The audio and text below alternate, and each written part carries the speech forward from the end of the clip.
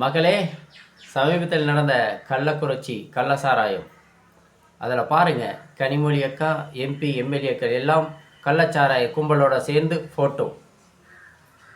வெக்கமாக இல்லை? அப்புறம் ஏன் மக்களே 10 லட்ச ரூபா இறந்த ஆளுக்கு நிதி கொடுக்க மாட்டாங்க? நினச்சி பாருங்கள் அன்பு மக்களே, இது என்ன ஆட்சி நடக்குது இங்கே? காசே குறிக்கோளாக வச்சு இந்த ஆட்சி நடந்துட்டுருக்கு மக்களே. எவந்தாளி எப்படி இப்போ அறுத்து போனா என்ன? கனிமொழி 2021 சொல்லிச்சு, நாங்கள் ஆட்சிக்கு வந்த உடனே கையெழுத்து டாஸ்மார்க் ஒழிக்கப்படணும். அந்த அம்மா வண்டி வண்டியாக போய் பேசுது. இந்த பொழப்பு தேவையாம்மா கனிமொழி அம்மா உனக்கு?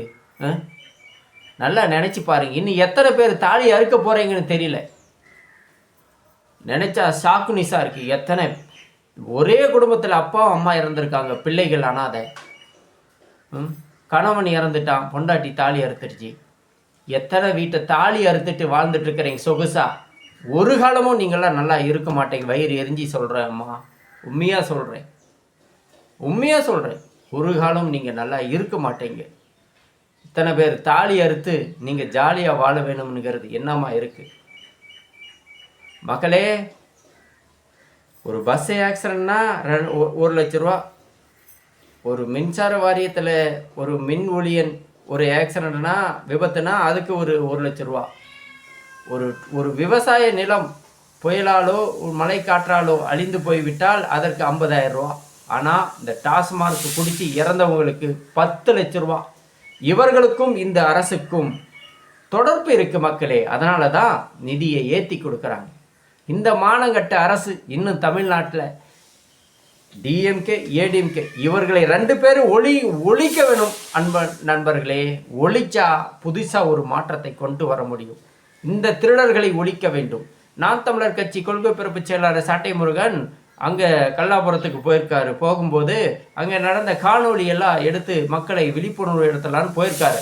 அங்கே போன பிறகு இந்த 200 ரூபா யூபிஸ் முகிலன்னு ஒருத்தன் இருக்கிறான்.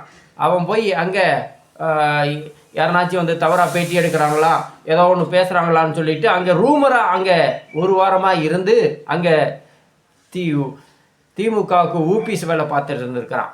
அப்போ இவர் அங்கே போய் எடுக்கும்போது இவர் தவறாக பேசியிருக்காரு குடும்பத்தை பற்றி. அப்போது சப்புன்னு எழுத்தவர் தான் சாட்டை துறைமுருகன். முகிலனை யார் அடித்தா? சாட்டை துறைமுருகன்.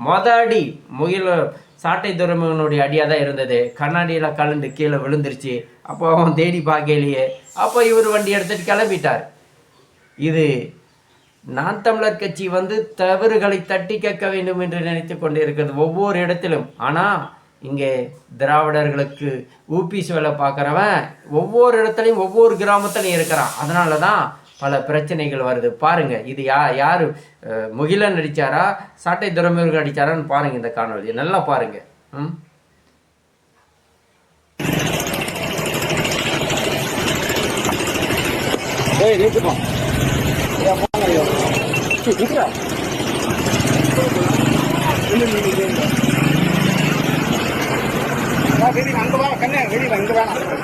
எங்க வேணாம், அங்க விடு, அரிசி இடத்துல விடு.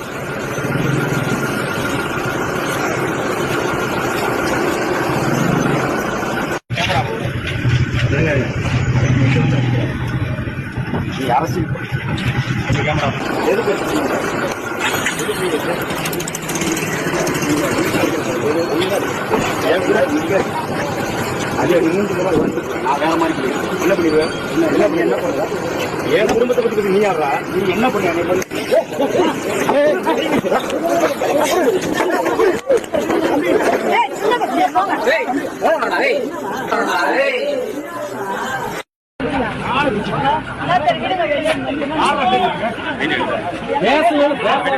பேசு